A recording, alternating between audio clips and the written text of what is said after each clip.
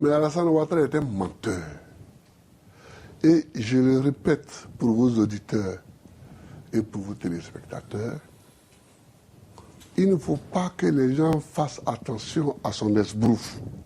C'est parce qu'il est menteur qu'il n'a jamais réussi à arriver au pouvoir depuis 1993. Le mot est fort, menteur.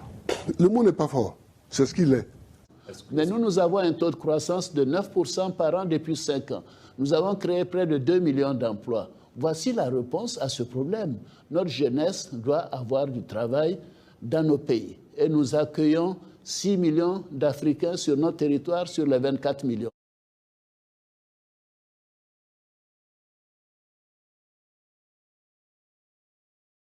Le franc CFA est une monnaie solide.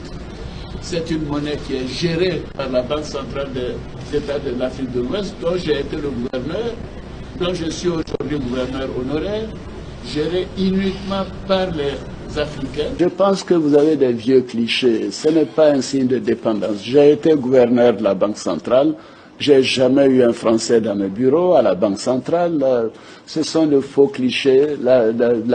Troisièmement, le retrait des représentants de la France, de tous les organes de décision et de gestion de l'UEMOA. Mais Alassane Ouattara est un menteur. Et je le répète pour vos auditeurs et pour vos téléspectateurs, il ne faut pas que les gens fassent attention à son esbrouf.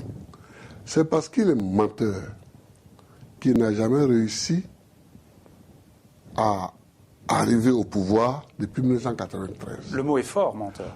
Le mot n'est pas fort, c'est ce qu'il est, c'est la description.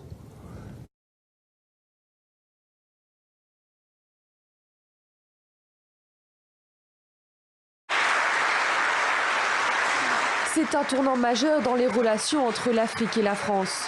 Le franc CFA, historiquement le franc des colonies françaises d'Afrique, disparaîtra l'année prochaine pour laisser place à l'éco. Bien plus qu'une nouvelle monnaie, c'est une nouvelle page qui s'écrit après le colonialisme, selon le président de la République. Nous avons une histoire avec le continent africain. Cette histoire, elle est faite de pages sombres que j'ai toujours su regarder pour ma part en face.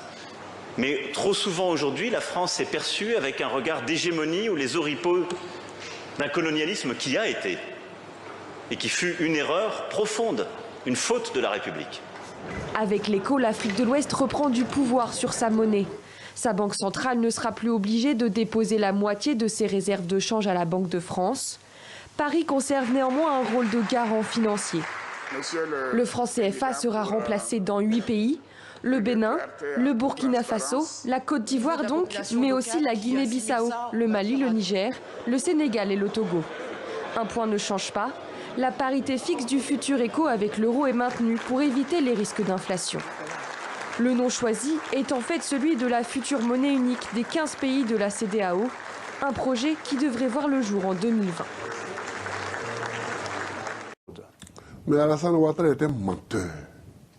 2020, prochaine élection présidentielle, Oui. vous n'allez pas vous représenter. Ah non, a priori, je ne le ferai pas. Parce oui, mais a priori, parce que il est clair que nous avons une constitution qui m'aurait autorisé à le faire si je le souhaitais.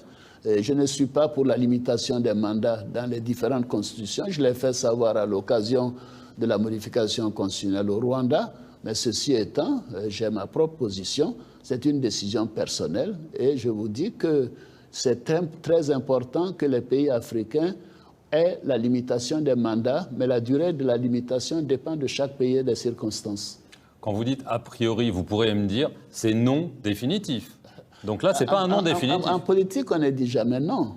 Mais ceci étant, je me suis déjà prononcé sur cette affaire. Mais ça fait un moment que vous ne l'avez pas fait, c'est pour ça que je vous repose la question. Oui, mais donc attendez 2020, vous connaîtrez ma réponse en ce moment-là. Donc vous réservez votre réponse. Si vous voulez le dire ainsi, faites-le.